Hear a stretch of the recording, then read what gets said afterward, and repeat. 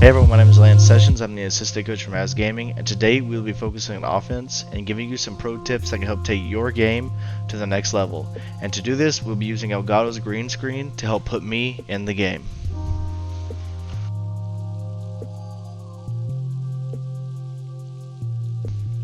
Let's review. Let's take a look at one of the most effective plays in NBA 2K, and that is the off-ball screen.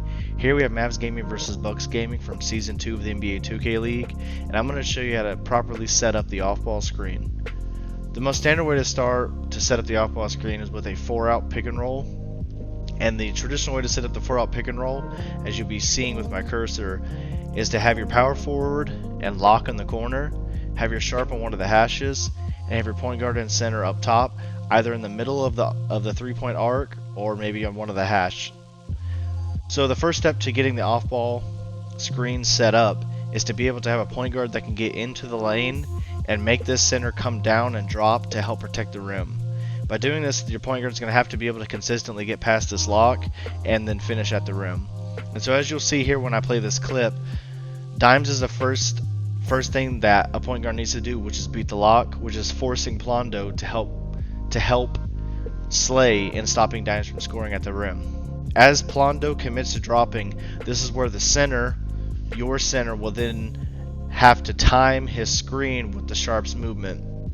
And timing is very key here, because if the screen is set too late, then the defender might be able to just run through without actually getting hit by the screen. But if it's set too early, then this defender might have time to react and to get around the screen. And so with good timing, the center will come set the screen, and this is where your sharp will then take the screen.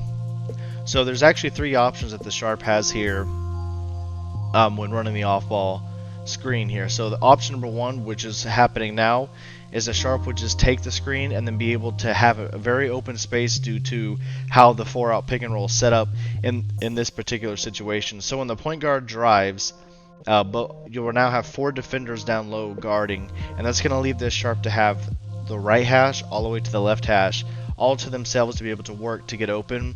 And so like I said, there's 3 different options. So option 1 is of course to take the screen. Option 2 would be to dex back to the right hash. So I'll explain what that means. Is so when he takes the screen, the sharp can come here, and as this defender fights through, he can then take a secondary screen from the center and then wrap back to the right side to get wide open and force this defender to fight through 2 screens, which more than likely he's at least going to get hit by one of them. And so the third option would be almost like what Mo's doing now, is to take the screen, and I like to call this a dive, is where the sharp takes the screen and then dives into the mid-range. And so not a lot of sharps use this in their games, and I feel like it's something that a lot of guys could add to their scoring.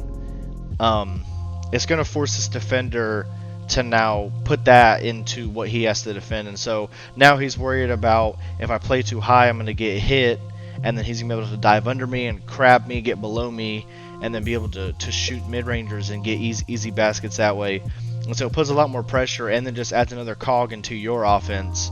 One thing I do want to touch on is offensive spacing is super key when you're running the off-ball screen. You can't have guys get impatient.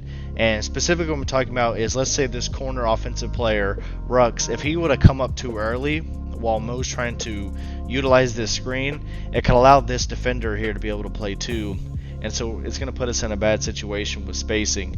And so make sure that on offense you're being very patient as the other off-ball offensive players to allow this play to develop.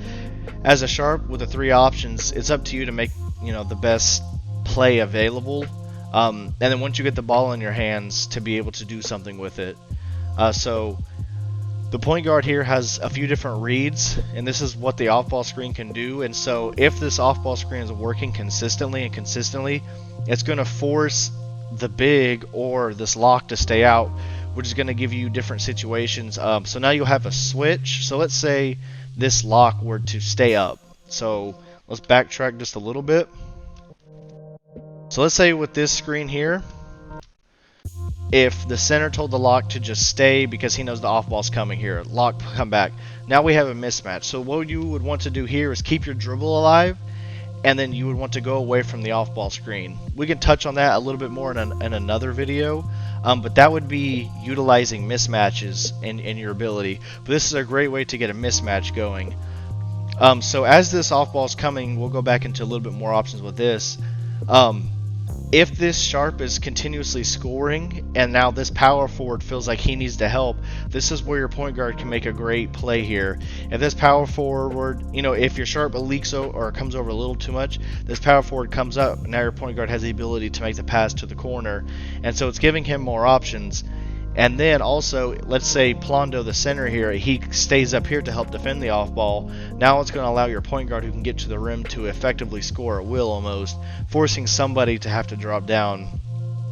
And so, that's just a few ways that I feel the off ball screen is one of the most efficient and effective plays that you could run if ran and practiced well. I hope you found some of these tips helpful and that you could utilize for your game and to help take your game to the next level.